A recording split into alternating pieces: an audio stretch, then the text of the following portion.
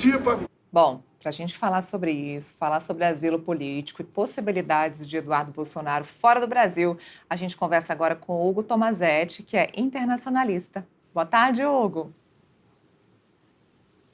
Boa tarde, Neila. Boa tarde a quem está acompanhando o Café com Brasília. É um prazer estar aqui com vocês nessa sexta-feira.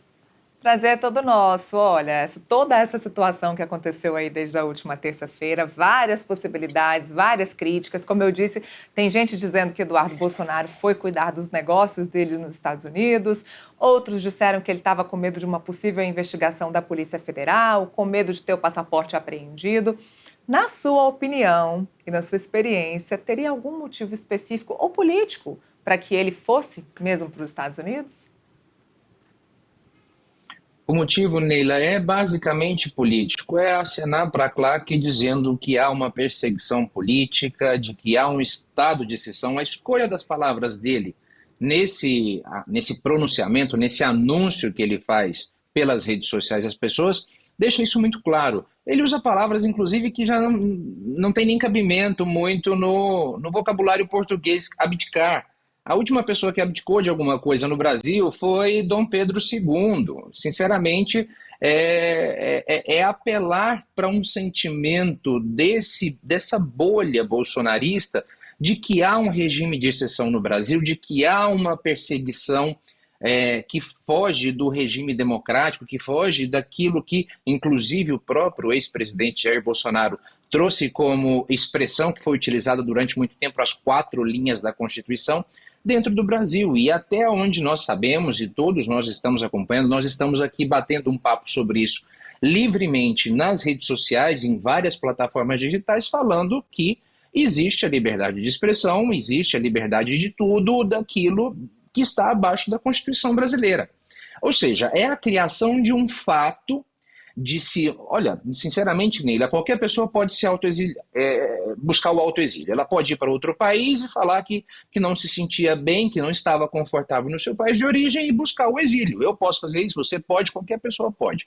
Agora a gente tem que olhar para de trás disso e ver quais são os motivos. Até onde eu sei, até onde nós vimos aí, acompanhando não só eu como comentador e outros também, a gente percebe que é a criação de um discurso para alimentar essa própria claque de bolsonaristas que percebem que Eduardo Bolsonaro tem algum tipo de relevância dentro do processo político dos Estados Unidos. Sinceramente, aqui entre eu e você, Neila, quando a gente fala das ruas de Brasília, fala dos meandros de Brasília, parece muito mais fácil. Agora imagina um deputado que está licenciado, que tem sim, como disse o próprio deputado Felipe Barros, que inclusive, fazendo um parênteses aqui, é super amigo de Eduardo Bolsonaro, mas não sabia que iria assumir a Comissão de Relações Exteriores e Defesa Nacional do Congresso Nacional antes mesmo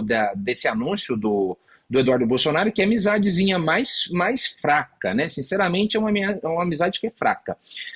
Imagina o deputado Eduardo Bolsonaro fazendo os corres ou buscando articulações políticas em Washington. A gente sabe que ele tem contato com alguns deputados republicanos, mas isso deve ficar basicamente nessas esferas. Buscar uma interferência dos Estados Unidos na política brasileira, assim como eu já ouvi de outros analistas em outros lugares. O Brasil está na 15ª, 17ª posição de importância e relevância para os Estados Unidos nesse momento. E, sinceramente, Eduardo Bolsonaro só foi para lá para fazer um movimento e fazer cortes para as redes sociais. Muitos dizem também que esse movimento específico do Eduardo, como você bem disse, foi para colocar o holofote, para mostrar que ele é importante aí nessa área de relações exteriores e para que ele pudesse voltar com um nome aí forte para uma possibilidade de candidatura à presidência em 2026, caso Bolsonaro não possa ser o candidato da direita. Isso também pode ser um cenário? Olha, partindo da família Bolsonaro, é meio complicado tentar buscar algum tipo de lógica. E aqui eu estou parafraseando o comentarista Otávio Guedes. Sinceramente, é muito complicado tentar achar algum tipo de lógica ou racionalidade nos movimentos. Mas sim que a gente pode pensar que o Eduardo Bolsonaro vai para os Estados Unidos, faz todo esse movimento, tenta continuar ganhando holofotes, como ele está ganhando holofotes agora mesmo, nós estamos falando dele aqui nas redes sociais e em várias outras plataformas também, e pode tentar, de alguma maneira, angariar recursos que a própria família Bolsonaro está perdendo ao largo do tempo de poder político. A direita, e sinceramente, Neila, a direita se sente muito mais confortável se a família Bolsonaro começar a desaparecer, a virar uma pequena névoa, um resquício na política brasileira. A direita, claro, reviveu com todo o processo da eleição de Jair Bolsonaro, a extrema-direita está aí, o Brasil passou a ter uma direita um pouco mais organizada, com um pouco mais de voz, mas, sinceramente, hoje em dia a família Bolsonaro é um calo na vida de qualquer cacique político de partidos tanto da direita quanto da esquerda. Eduardo Bolsonaro, e como todo clã Bolsonaro, como só pensam neles mesmos, e aqui outro parênteses para o nosso telespectador entender, a família Bolsonaro não está preocupada com a liberdade, não está preocupada com o desenvolvimento brasileiro, não está preocupada com essas coisas. Ela está preocupada com ela mesma. E olha que as brigas dentro da própria família Bolsonaro são homéricas. Inclusive, hoje a gente escutou conversas de bastidores de que Eduardo Bolsonaro tem 4 passos à frente agora numa possível indicação como cabeça de chapa ou vice numa eventual candidatura da presidência da República em 2026 face a seus irmãos. Olha só o nível, parece que a gente está conversando aqui, Neila, de um tema lá do século XIV, em que as brigas monárquicas aconteciam entre familiares, primos e irmãos. É o nível que nós temos de poder e de mesquinharia da família Bolsonaro nesse momento. Essa criação desse fato de sair para fora do Brasil, tentar angariar recursos, tentar continuar movimentando a claque, tentar, de alguma forma, se aproximar a Elon Musk, que é o homem mais poderoso dos Estados Unidos nesse momento, mas que em momento algum está preocupado com o que acontece aqui no Brasil, estava preocupado quando o Twitter, ou o X, começou a ter problemas aqui no Brasil e estava perdendo grana, ponto. Não era nada além disso. Se fosse um país no último ranking do PIB, Elon Musk não estava nem aí para o que estava acontecendo aqui no Brasil. Ele tenta, de alguma forma, encontrar-se, abrir vias e brechas com essas pessoas, e aí a gente volta também na posse do próprio presidente Donald Trump, que se alardeou que Jair Bolsonaro teria um lugar de destaque, que teria sido convidado. Poxa, Michele Bolsonaro e Eduardo Bolsonaro foram barrados e não conseguiram entrar na festa. Que convite foi esse? Eu não gostaria de ser convidado para uma festa e que vão me barrar na porta, né? Sinceramente, é uma coisa completamente absurda. O que fica para claque é isso. Nossa, coitado, ele foi convidado, mas não deixaram. O Supremo Tribunal Federal não deixou a galera ir para lá, mas o que a gente vê na realidade é que não teve convite nenhum, e qualquer pessoa que entrasse na página web onde eles entraram conseguiu um convite para estar nessa posse, né? Obviamente que era aquilo ali, aquele movimento popular de recebimento na posse.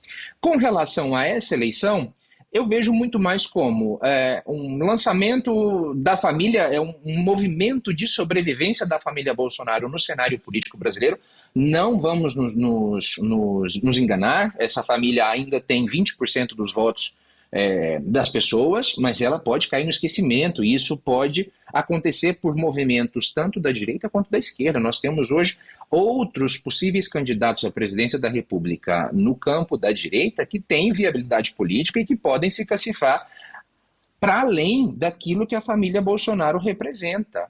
As manifestações que a família Bolsonaro vem, que o Jair Bolsonaro vem convocando, estão diminuindo de público. E isso é um sinal, inclusive, gritante de que pode cair no esquecimento e a gente chegar a uma conclusão de que Jair Bolsonaro, como presidente da República, foi só um tropeço da nossa República mesmo. Hugo, nesse vídeo que a gente estava passando do ex-presidente Jair Bolsonaro, que a gente acabou tendo um problema técnico, ele fala sobre uma possível anistia de Eduardo Bolsonaro nos Estados Unidos e que Donald Trump o receberia de braços abertos. Você estava explicando aqui no começo da nossa entrevista que qualquer pessoa pode tentar se anistiar, se exilar, enfim.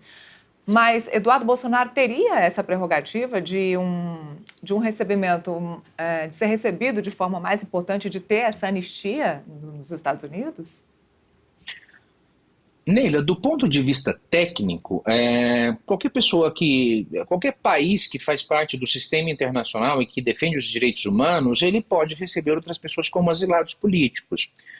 Isso é um procedimento que passa quase sempre pelo Poder Executivo do Estado. Obviamente, você entra com o processo. Isso acontece em países que têm muitos conflitos. A gente pode usar o exemplo de Honduras, da Nicarágua, Venezuela, Líbia, Síria, de pessoas que procuram outros países que conseguem emigrar dos seus países e que entram com esses pedidos de asilo político e, claro, manifestam esse desejo de estar nesse outro país porque a sua vida corre risco por aquilo que essa pessoa defende, pela perseguição que o regime instalado no país de origem infringe a essa pessoa, né?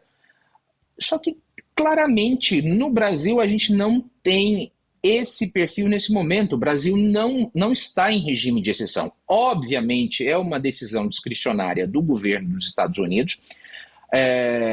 Eduardo Bolsonaro pode, inclusive, pleitear isso frente às autoridades estadunidenses.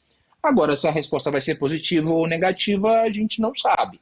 É possível? É possível. Os argumentos são válidos do ponto de vista do que a gente está vendo agora, não são. Não há uma perseguição política. Ninguém está procurando Eduardo Bolsonaro. Ele nem sequer tem processos rodando no Supremo Tribunal Federal. Não tem esse tipo de justificativa.